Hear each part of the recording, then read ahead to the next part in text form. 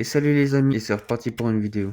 Je sais pas, Hichem, pourquoi il part pas en prison. Tout le monde est un peu impliqué. En fait, le problème, c'est qu'en gros, là, les gens attendent trop que les médias ou que la police prennent l'affaire en main et mettent en prison. Les gars, même Jeffrey, il a fait de la prison en 2008. Il a fait 13 mois dans une prison luxe. Ces gens-là se connaissent tous. Ces gens-là savent. Et en gros, je suis désolé de le dire comme ça, et c'est un peu la vérité, mais si la population ne se décide pas à se réveiller, en prouvant que la droite, la gauche, ça n'existe plus, que nous, on en a marre de ce système de corrompus, qu'on en a marre de ce système de satanistes, etc., qu'on veut plus vivre dans ça, etc., si vraiment on se révolte, mais il faut un éveil complet, un peu de tout le monde à peu près dans la population, dans ce cas-là, c'est la seule manière où on pourra faire bouger les choses. Et là, ils nous prouvent que malgré tout ça, les gars, ils nous mettent droit dans les yeux. Les gars, je mange des enfants parce que j'adore Satan. @goy fanbal 931. Ça devant notre gueule. Et pourtant, on est là en mode, c'est le patriarcat, c'est la gauche, c'est l'extrême droite. En fait, on va jamais avancer. Si vous pensez que c'est un combat d'extrême gauche, d'extrême droite, de politique, y a pas d'extrême droite dans le truc, c'est vraiment pour une exclamation, gars, hein. C'est vraiment aller vous faire foutre, quoi. Si vous avez rien compris au dossier d'Epstein, tu vois. Et je vais même rajouter un truc. La révolte pacifique n'existe pas. J'appelle pas à la violence. Loin de là. Je pense qu'à notre époque, on peut parler. Juste sachez qu'il y a aucun changement majeur comme là on aimerait qui s'est fait via la parole, via des trucs passifs. Juste sachez-le. C'est parti prendre la tête du roi, ça lui a coupé la tête quand même. Non mais, je me permets de préciser un petit peu. Non, je peux dire qu'on. Et c'est surtout, c'est que ça soit de droite et de gauche. En fait, il y a de corrompus de partout, donc c'est ça le problème. Il faudrait qu'ils soient plus là et qu'on fasse autrement, en fait. Est-ce qu'il y a un lien entre l'IA et Gog et Magog? C'est une très bonne question. Alors on va élaborer les points pour lesquels ça serait possible, pour lesquels ça ne serait pas possible. On va commencer par les nombres, avec la multitude. Les textes disent que pour un humain, il y aura 999 Gog et Magog, c'est-à-dire qu'ils seront largement plus nombreux que nous. Et l'IA n'est pas une personne en soi, mais plutôt une infinité d'agents. Aujourd'hui, on parle de Dead Internet Theory. C'est l'idée que 90% du web est déjà généré par des bots. Ils sont déjà plus nombreux que nous. Ensuite, selon les prophéties, il y en a une qui dit qu'ils buvront le lac Tibériade jusqu'à la dernière goutte. Et les centres de données, les data centers qui font tourner les IA, sont des gouffres à eau, ça on le sait. Pour refroidir les serveurs d'une IA massive, il faut des tonnes de litres d'eau potable. Et une IA assoiffée de ressources, pour survivre, colle parfaitement à cette image. Ensuite, on a la barrière de fer. Donc la barrière de fer que Dhul-Qarnayn a faite de cuivre et de fer fondus peuvent totalement coller car les puces informatiques sont faites de silicium et de cuivre. L'idée là serait qu'on aurait réouvert une porte vers une intelligence qu'on avait enterrée auparavant. J'utiliserais plutôt le terme scellée. Maintenant, pourquoi c'est pas si probable que ça, même si, certes, il y a 2-3 détails qui peuvent coller. Tout simplement en commençant par la nature biologique. Parce que dans pratiquement toutes les traditions, si ce n'est toutes les traditions, Gog et Magog sont des êtres biologiques, des peuples de chair et d'eau qui sortent de derrière une montagne. Et l'IA, bien qu'omniprésente, n'a pas de corps. Elle ne peut pas marcher sur Terre ni tirer des flèches vers le ciel comme les récits le disent. Ensuite, il y a le détail de l'extermination par les oiseaux. La prophétie dit que Dieu enverra des oiseaux avec le cou long comme des chameaux pour les emporter, puis un ver qui les tuera par le cou. Mais le paradoxe, il est là. Comment un ver ou un oiseau biologique peuvent tuer un algorithme qui est dématérialisé sur le cloud? À moins de considérer l'oiseau comme un virus informatique ou une impulsion électromagnétique dite IEM, mais on voit bien que là, le lien physique, il est difficile à faire. Ensuite, pour ce qui est de la localisation, Gog et Magog sont censés être enterrés derrière ou sous une structure terrestre spécifique sur Terre. L'IA, elle vient de l'esprit humain et du silicium. Elle ne vient pas d'une prison géographique antique, disons. Mais si les oiseaux de la prophétie n'étaient pas des animaux en soi, mais plutôt des drones ou une technologie de nettoyage. Si Gog et Magog sont des robots ou des nanotechnologies hors de contrôle, alors un ver qui les attaque à la base, le code, serait effectivement le seul moyen de les arrêter. Du coup, on serait peut-être pas face à une guerre de religion, mais plutôt face à une guerre de notre propre création. Au final, votre avis est le vôtre. En vrai, ça fait réfléchir un peu quand même, parce que c'est vrai que nous, on a tendance à voir des êtres démoniaques, des choses comme ça, mais vu comme ça, c'est vrai que ça fait penser à l'IA, et c'est pas la première fois que j'entends que l'IA, ça pourrait être quelque chose d'un peu sombre, on pourrait dire. Donc, ouais, ça fait réfléchir un peu quand même. Tu fabriques des jouets en plastique avec ton sang. Non, je rigole. Mais je rigole pas vraiment. Quand en 2025, la DGCCRF a révélé que 60% des jouets en plastique étaient dangereux, tu t'es pas demandé pourquoi. Tu t'es sûrement dit oui, mais à cause de la composition du plastique, il y a des produits chimiques là-dedans, etc. Correct. Pas que. Bon, mais avant de rentrer plus dans les détails, je vais vous expliquer un petit peu ce qu'on fait avec votre sang pris dans les prises de sang un petit peu partout dans le monde. En Inde, il existe ce qu'on appelle des blood farms. Donc, ce sont des endroits où des organisations criminelles enlèvent des gens, prennent leur sang de force, au moins 2-3 fois par semaine. Ensuite, ils revendent ce sang aux hôpitaux privés qui sont en pénurie de sang. Aux États-Unis, le sang est une exportation majeure. Ce qu'il faut savoir, c'est qu'ici, c'est légal de vendre son plasma. Et il y a des centres de collection massifs, surtout, qui se trouvent à la frontière mexicaine. Des milliers de gens traversent chaque jour pour vendre leur corps, littéralement. Maintenant, parlons des milliardaires de la tech, nos vampires favoris. Il existe des cliniques, comme l'ancienne start-up Ambrosia par exemple, où des riches paient des sommes astronomiques, 8000 dollars le litre, pour se faire injecter du plasma venant de donneurs entre 18 à 25 ans. Des jeunes bien frais. Alors, qu'est-ce qu'il en est de ton petit tube à toi au labo du coin? Si tu n'es pas vendu pour la recherche, ton sang devient un DASRI. Qu'est-ce que ça veut dire? Ça veut dire déchet d'activité de soins à risque infectieux. En France, il est broyé et chauffé à 130 degrés dans des machines énormes pour devenir de la banale poussière, officiellement. Mais en Chine, certains scandales ont démontré que des déchets hospitaliers tels que des poches de sang par exemple, étaient recyclés illégalement pour parfois fabriquer des plastiques de qualité très basse. Faire du plastique avec le sang des gens, oui, t'as bien entendu. Mais l'objet le plus fabriqué avec ces déchets de sang transformés en plastique, ce sont des jouets pour enfants. Ouais. Et des jouets pour enfants en plastique, il y en a des millions. Ah, et j'ai oublié de préciser, on fabrique aussi beaucoup d'ustensiles de cuisine en plastique avec ce genre de matériel. Bon appétit. Mais c'est une folie quand même, vous vous rendez compte là, dans le cas que c'est vraiment vrai, c'est quand même... Là, on donne à nos enfants du sang en plastique et franchement, ce serait pas impossible qu'ils le fassent parce que même en France, une fois qu'il est en poussière, ils en font quoi?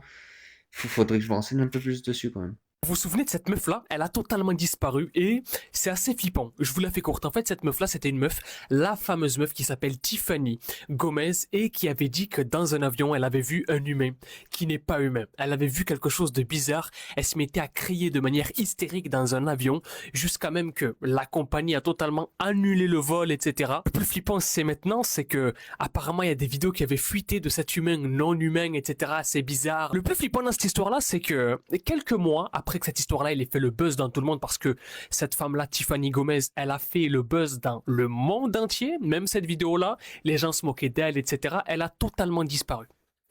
Personne ne sait où est-ce qu'elle est actuellement. Elle a plus jamais reparlé par la suite de cette histoire-là, là, dans l'avion, etc. Et on l'a plus jamais re-entendue, cette femme-là, qui s'appelle Tiffany Gomez.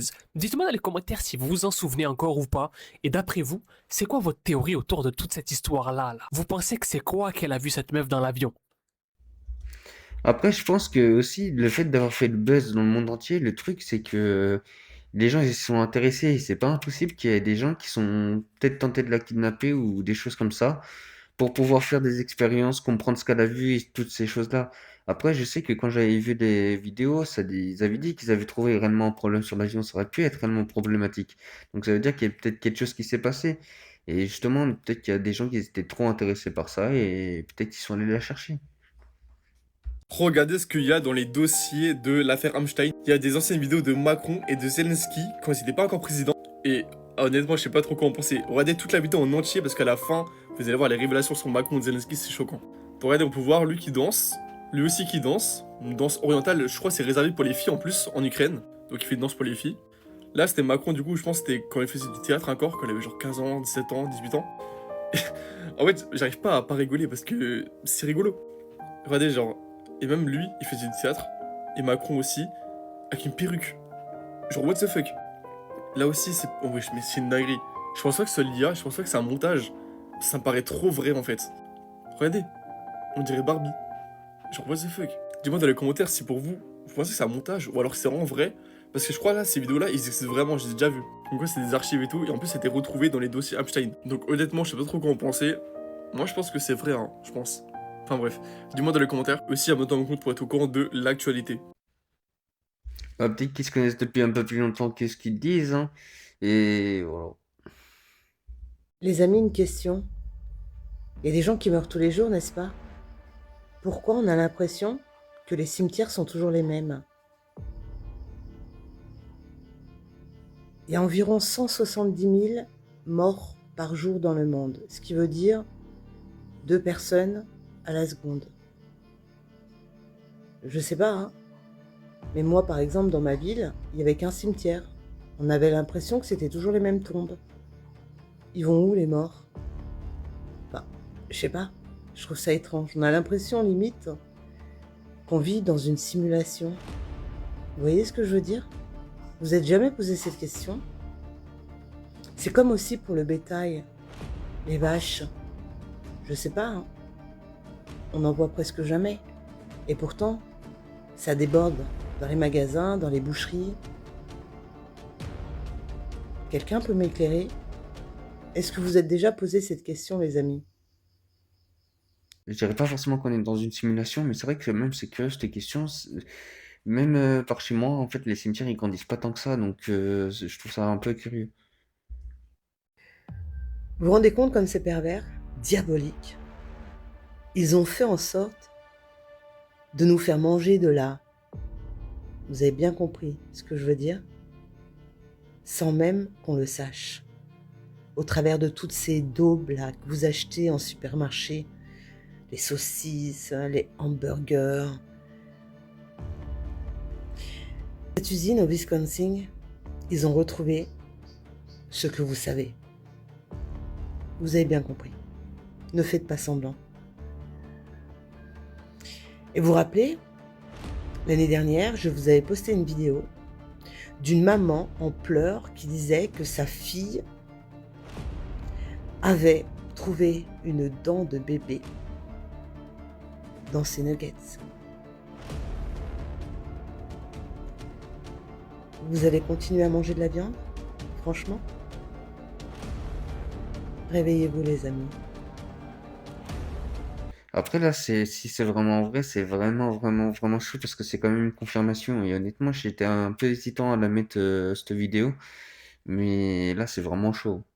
Il tombait sur la vidéo de 21 Savage et de Kendall Jenner au Super Bowl. S'il vous plaît, regardez la façon dont 21 Savage va raser le mur quand on va le prendre en vidéo. Faut savoir que les deux ne sont pas venus ensemble, bien évidemment. Ils ont juste été pris en vidéo quand ils passaient dans le couloir. C'est la première fois que je vois une expression en IRL. Vous voyez l'expression raser le mur? Ben là, on l'a devant nous. En fait, il faut savoir que 21 Savage, il est en couple avec Lato. Lato, c'est quelqu'un d'incroyable, c'est une baddie, c'est une queen. Je ne sais pas comment elle a éduqué son mec. Je ne sais pas ce qu'elle lui a fait, je ne sais pas comment elle est, mais ça doit être quelque chose. Ça doit être quelque chose parce que s'il vous plaît, regardez la façon dont il rase le mur, quoi. Soit il a fait ça par rapport à sa meuf, soit il a fait ça parce qu'il n'aime pas les Kardashians. Et dans ce cas-là, je ne sais pas ce qu'elles lui ont fait, mais il doit vraiment pas les aimer. Est-ce qu'on essaye de rentrer dans le mur comme ça? Est-ce qu'on essaye de vesquer une personne comme ça? Regardez en plus Kendall à côté qui est toute contente, elle tape la pause et tout, elle fait des coucous. Lui, s'il essaye pas de rentrer dans le mur, dites-moi ce qu'il essaie de faire. Je veux bien qu'on me donne des explications, hein, j'attends que ça. C'est vrai que là, c'était un peu surprenant quand même comment il se mettait sur le mur. Il avait peut-être vraiment pas envie d'être avec elle, hein. Je sais pas si vous aussi, mais j'ai remarqué un truc trop bizarre avec les ongles et les S. Attendez, je vous explique vite. Est-ce que vous aussi, vous avez remarqué que quand une fille a des ongles, disons quand quelqu'un a des ongles, ben la prononciation de ces S, elle est différente.